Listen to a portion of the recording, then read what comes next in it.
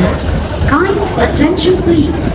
Train number 16526 Kanyakumari Express from KSR Bangalore to Kanyakumari is departing from platform number 2 at 20 hours.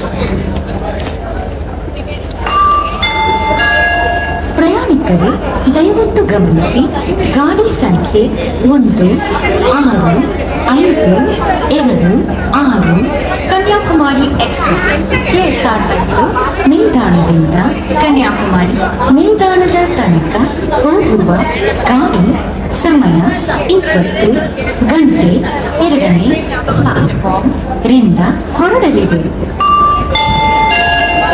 यात्रियों कृपया ध्यान दीजिए, गाड़ी संख्या 16526 कन्याकुमारी एक्सप्रेस KSR बेंगलुरु से कन्याकुमारी जाने वाली गाड़ी समय 20 बजे प्लेटफॉर्म 2 से जा रही है.